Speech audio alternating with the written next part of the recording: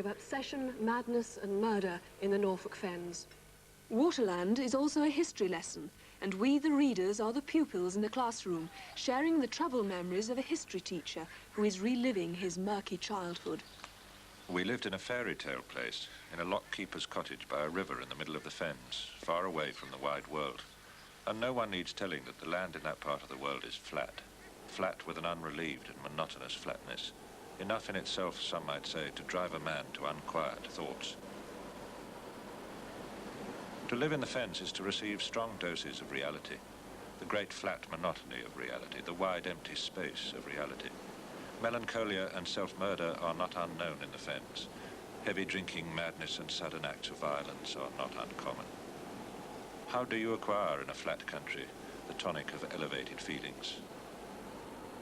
Children. Children who inherit the world. Children before whom I have stood for 32 years in order to unravel the mysteries of the past, but before whom I am to stand no longer. Listen one last time to your history teacher. You should know, because it was you who were witness to the fact that old Cricky, your history teacher, had already, in one sense, and of his own accord, ceased to teach history. In the middle of explaining how, with a Parisian bloodletting, our modern world began, he breaks off and starts telling stories. These stories.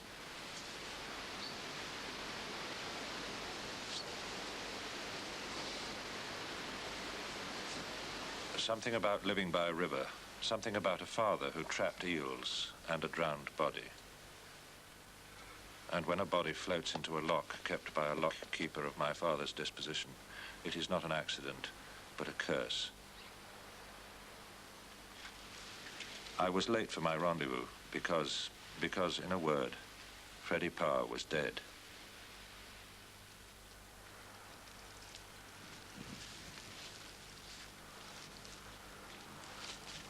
He's dead, Mary. He's dead. Right there on the towpath. I saw him. Well, did anyone say anything? I mean, your dad or the police? Say what? About how Freddie died. He drowned. I know that, but how did he drown? He fell in the river. Couldn't swim, could he?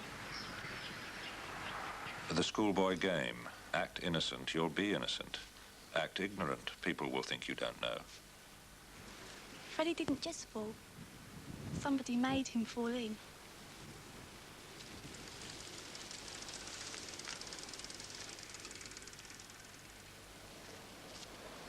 And that same evening, after I'd cycled back from my tryst with Mary, because she and I had one of those youthful things going, which, though youthful, are not always innocent, and which, though they happen in your youth, can affect the rest of your life. Something else floated down the Leam, seen and fished out only by me. And we know what Tom did. He weighed evidence, put facts together, fished a bottle. It's got serious. He's someone who teaches mistakes. While others say, here's how you do it, he says, and here's what goes wrong. While others say, this is the way, this is the path, he says, and here are a few bungles, blotches, blunders, and fiascos. He's an obstructive instructor, a treacherous tutor. Maybe he is a bad influence, and maybe he's not good to have around. Now, Graham, you weren't born or brought up in the Fens, so why did you choose to set your novel there? Well, I actually have the greatest difficulty in convincing people that I wasn't born in a cottage in the Fens. I chose it, I think, because it's one of the most unpromising landscapes that I know, and I wanted to make something out of it. You catalogue a really bizarre set of events which you in your short lifetime could not possibly have experienced. I wonder how valid it is for a young novelist to write about them. Well, again, it's another hard thing to convince people that books are not, on the whole, or novels are not generated from the author's own experience. They are created, they are invented, they are discovered. They are not simulations of what is familiar. Did you